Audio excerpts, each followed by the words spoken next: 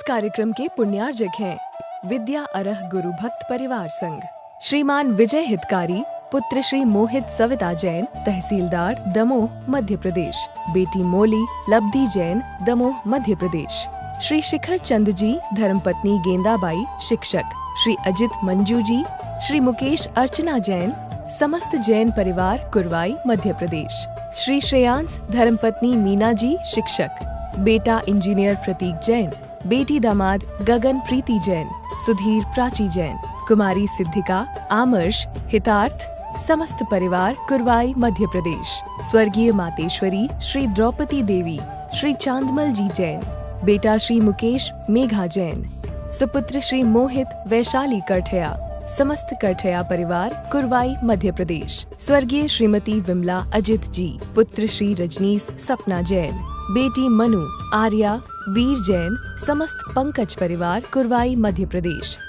श्रीमती चेतना अजित कोठारी, बेटा आदित्य, बेटी सीए मोनिका जी एवं समस्त कोठारी परिवार, हैदराबाद, श्रीमती तृप्ति विकास जैन, श्री जिनेंद्र कुमार जैन, अतिश अक्षत जैन, धनौरा उत्तर प्रदेश, श्रीमती लक्ष्मी अनिल कुमार, श्रीमती अपूर्वा अतुल, कुमारी आस्था, लाभांशी जैन, कुरवाई मध्य प्रदेश। मैं कौन हूँ इस बात की पहचान नहीं, पहचान ही अन्यत भावना है कि मैं कौन हूँ। मैं एक आत्म तत्व ज्ञायक स्वरूपी हूँ। मैं चेतन हूं, मैं आत्मा हूं। मेरा सबसे अलग पृथक धर्म है इस बात की पहचान तुम्हें। थोड़ा सा कष्ट शरीर में होता है तो तकलीफ हो जाती है, परेशान हो जाते हो। एक मच्छर आकर के शरीर पर बैठ जाता है तो तुरंत हाथ चला जाता है, इसको हटाओ।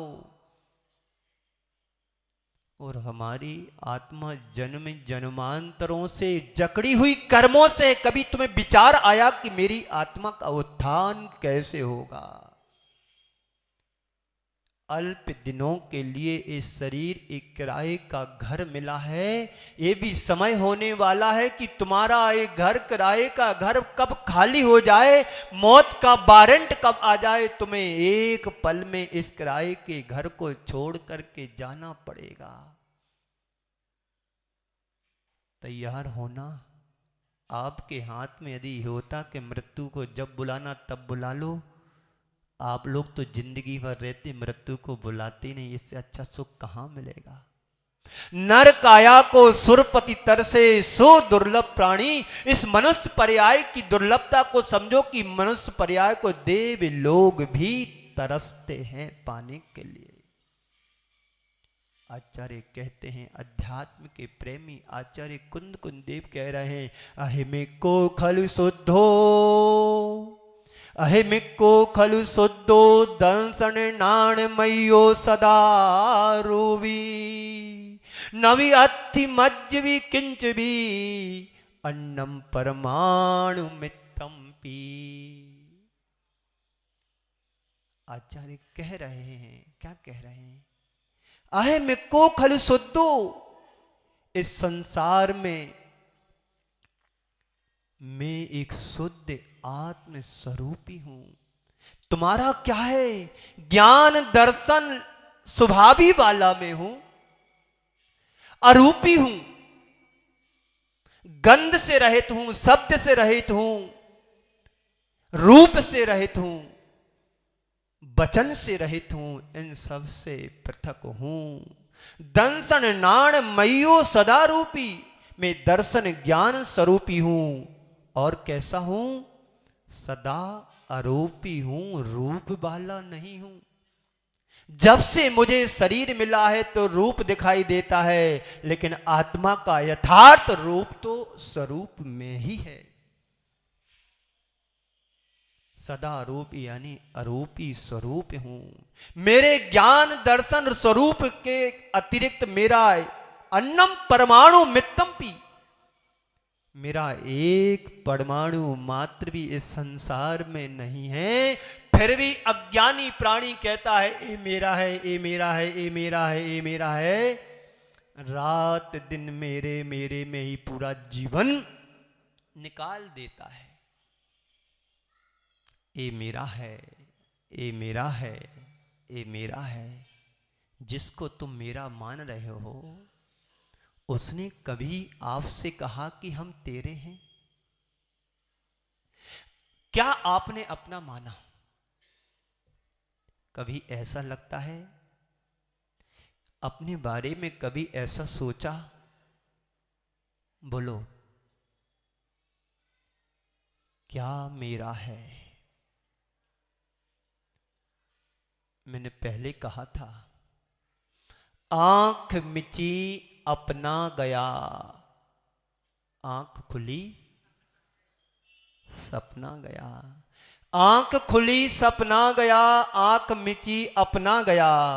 तू 2 दिन का मेहमान है, सांस रुकी दफना गया। हमने अपनी पहचान क्या बनाई? नाम और रूप तक तुम्हारी पहचान सीमित है। बोलो, नाम कब से मिला? जन्म हुआ तब से तुम्हें नाम मिला, और जन्म लेते ही तुम्हें रूप मिल गया। पूरा जीवन नाम और रूप में सिमट करके एक दिन अंत हो जाता है। रूप मुझे जन्म से मिला है, और नाम जन्म लेने के बाद मुझे प्राप्त हुआ है। परिवार जनों ने नाम रख दिया।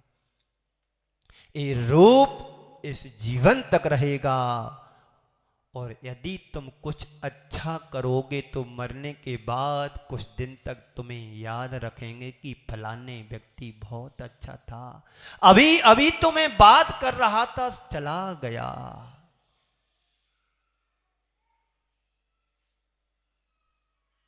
नाम कब तक?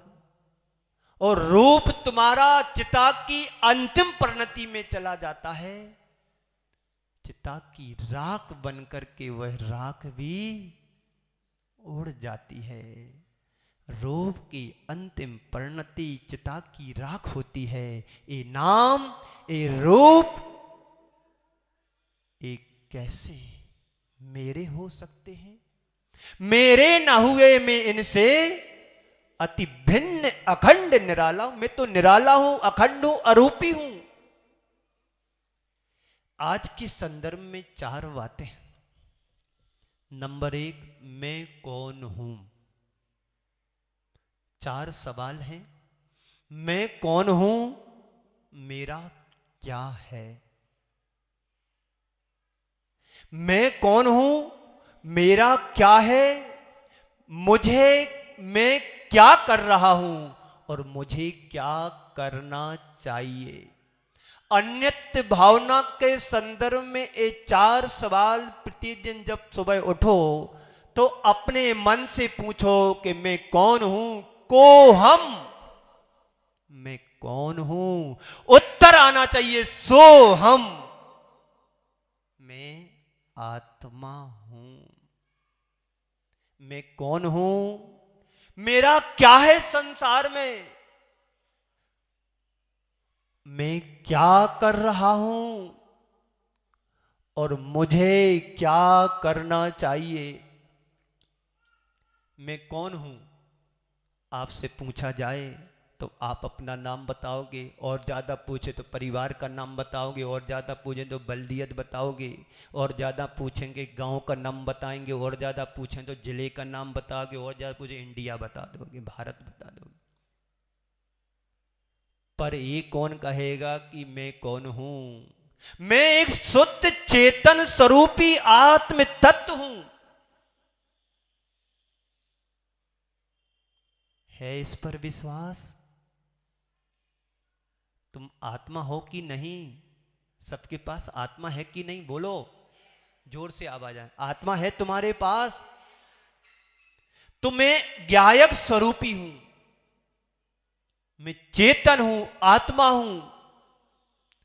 इस चीज का विश्वास तुम्हें जब हो जाएगा, उस दिन तुम संसार से अलग पृथक दिखाई देने लगोगे। लेकिन जिसको पहचान नहीं होती है कि मैं आत्मा हूं, वो अज्ञानी प्राणी संसार की चीजों में उलझ करके पूरा जीवन समाप्त कर देता है। एक किसान था, अनपढ़ था, कुछ भी ज्ञान नहीं था।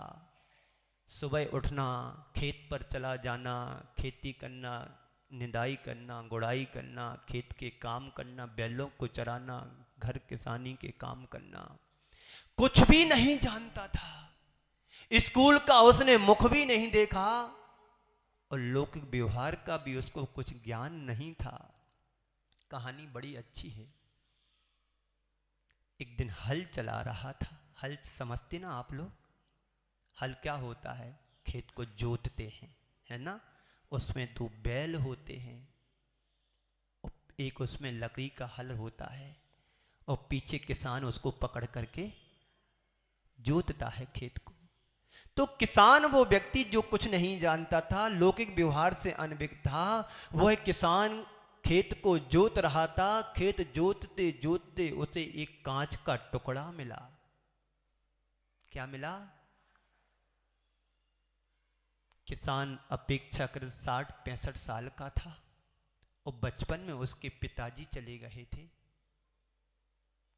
कांच का टुकड़ा मिला। कांच का चमकीला टुकड़े को उठा करके देखता क्या है, उसकी परछाई, उसका चेहरा उसमें दिखाई देता है।